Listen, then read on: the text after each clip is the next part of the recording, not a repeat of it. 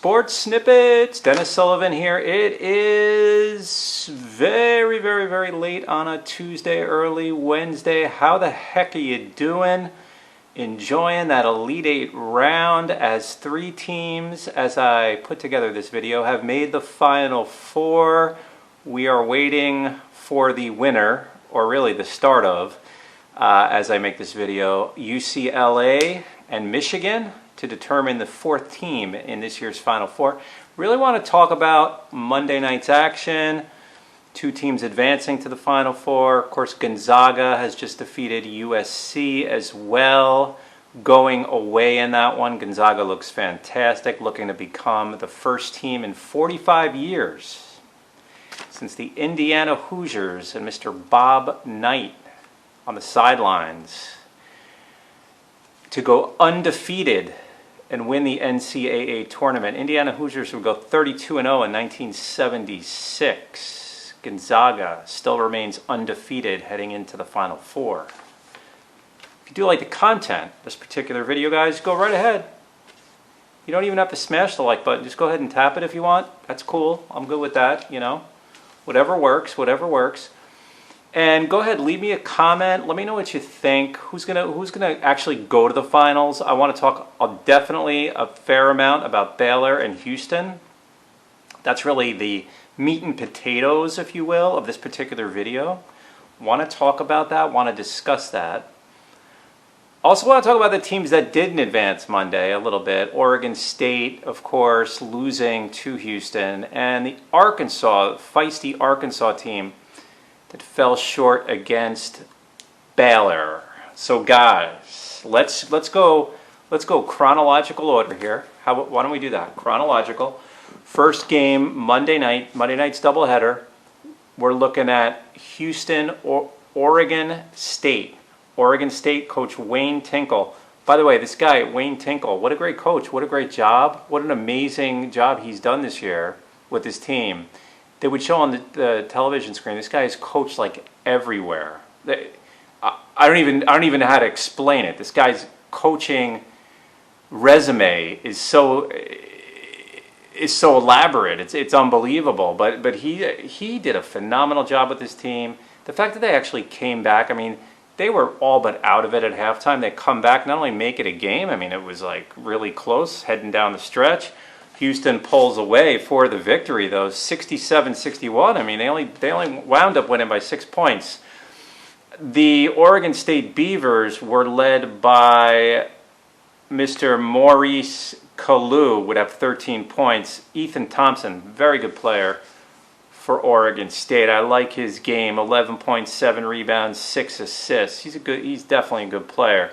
Houston Cougars, guys, I could do just a separate video on Houston. I'm real big on them. Love this team. I think that Kelvin Sampson has done an absolutely fantastic job with this team. This matchup was more the more the experienced, paid their dues coaching matchup when you look at the big picture, with Wayne Tinkle against Kelvin Sampson. You know, Kelvin Sampson gets interviewed real quick at halftime and going to the locker room, and he's like, well, they don't give medals out for, you know, in so many words he would say, they don't give medals out for having a good first half or for 20 minutes, which was kind of funny, but it just shows you where his mind's at. I mean, this Houston team, they are there to win. They're not just there to, like, go to any old Final Four and, you know, get some sort of consolation. No, not this team. This team is there. They think they could beat anyone on any night. And in that first half, anyway, they played like it. Now, they had 2 guys that really led them as far in terms of offensive output, because, of course, you had Marcus Sasser with his 20 points, and then 18 for Grimes. Quentin Grimes, very good all-around player, tremendous. The one guy, though, this guy, all right, the X factor in this game, X factor, Oregon State, Houston, DeJon Jarreau. Check this out, guys. 10 points, 8 rebounds, 8 assists, a steal, and 2 blocks. That's only the beginning. That's only the beginning. Watching him in that first half,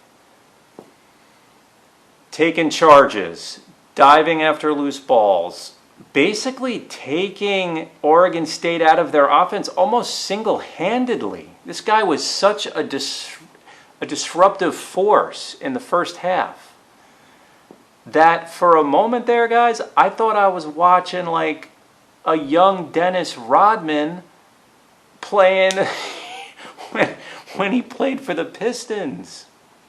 This guy was all over the place. I'm a believer in this guy, Dejan Jarreau. And part of what I'm thinking to myself is how many NBA scouts are sitting there watching this guy? And of course, it's so tough to go to the next level. But this guy's heart is unmeasurable. This guy's heart is... This guy was everywhere. Everywhere. Houston gets the job done. They really won it in the rebounding department too. They thoroughly beat Oregon State when going to the offensive glass. They won this game on the backboards.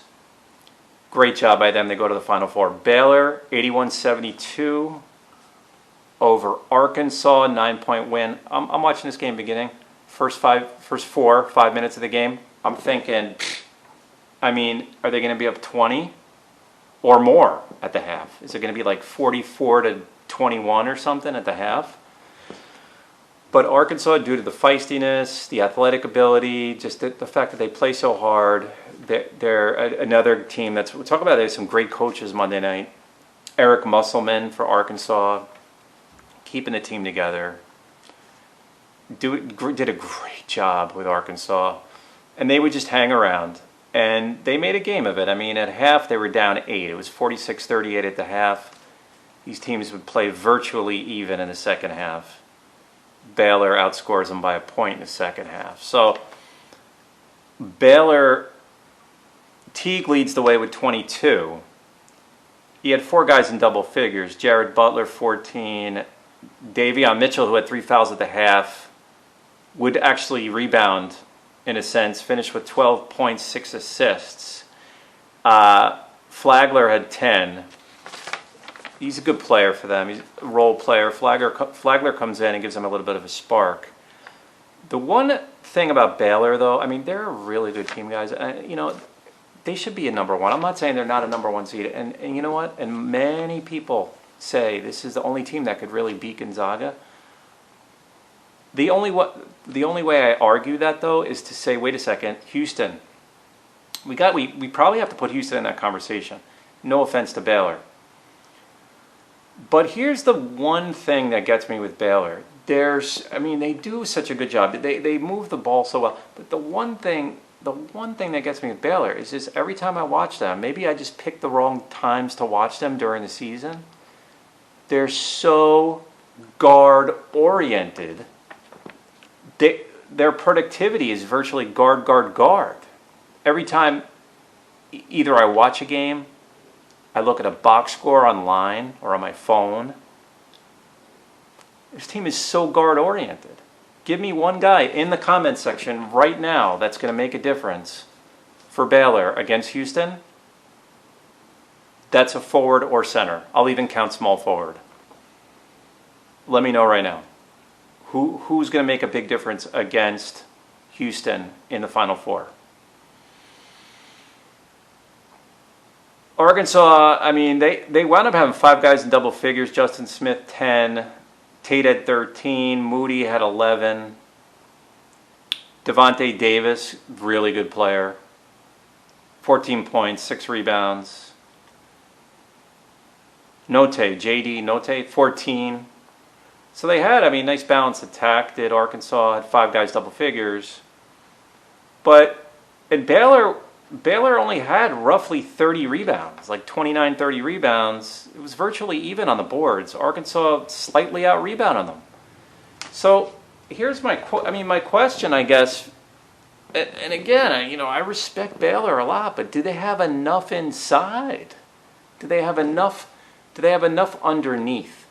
Now, the early line not that this isn't a take the points, video or anything like that. I don't do that stuff. I mean, I don't say pick this team, pick that. I let you know who I think's going to win and stuff like that. And it's cool if you do that, whatever. It doesn't really matter. To me, it doesn't matter. But the early line is Baylor is favored in this by 5 points as of Tuesday evening. So let's see how that goes. They're moderate favorites in this. Not big favorites, not slight favorites. I would consider them moderate favorites. Can Houston pull the upset and win this game, go to the finals? Absolutely they can. They absolutely can if they play the same level of stifling, intense defense that they played against Oregon State in the first half. This will definitely be a game.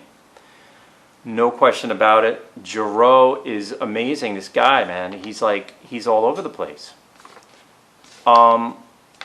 Closing thoughts. I got 2 quick things I want to share with you guys. We're going to close it out. Baylor goes to their first Final Four in 71 years. Okay, that's before like Happy Days, guys, even though they made Happy Days in the 70s based on the 50s. So that's before Fonzie, right? It's like 1950. Last time Baylor was in a Final Four. That's something. Houston Cougars in their first Final Four, and I remember this, since 1984. Those were the years. Those were the big years of the Houston Cougars, where they went to 3 straight Final Fours under Coach Guy Lewis, 82, 83, 84. Talk about playing above the rim. I don't think I've ever seen a college team play above the rim like the Houston Cougars of the early to mid 1980s. They had 2 of the best players, not just college players, 2 of the best basketball players ever, college or NBA, Hakeem Olajuwon and Clyde the Glide Drexler, and a really good supporting cast. Those were some teams, guys.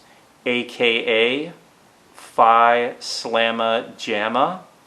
They were amazing. Now, to compare this Houston team to that Houston team is completely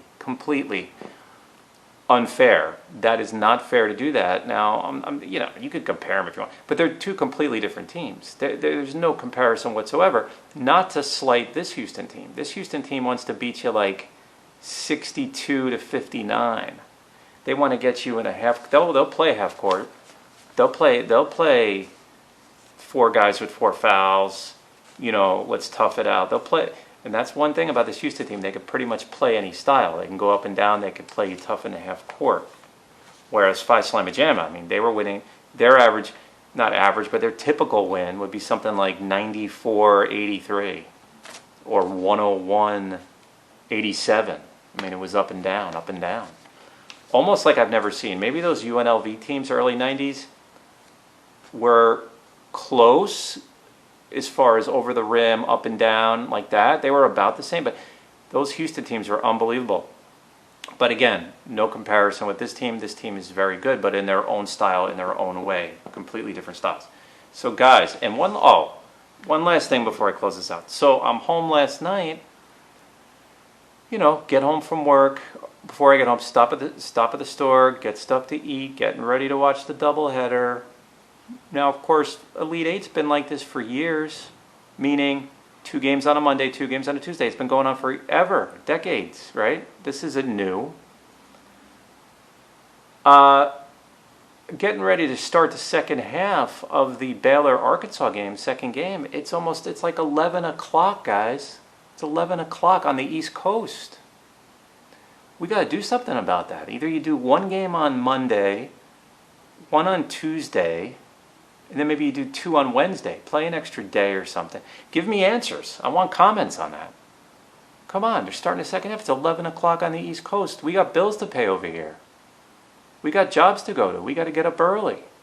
Just like they do in the West Coast and the Southwest and the Midwest. We got bills too, I mean, this is crazy. So, I mean, I was up 6:30 this morning. Not much of nothing new here. Nothing different. So leave me a comment. Go ahead, hit that like button, guys. We're going to talk again soon. We're going to discuss March Madness 2021. Sports Snippets, Dennis Sullivan.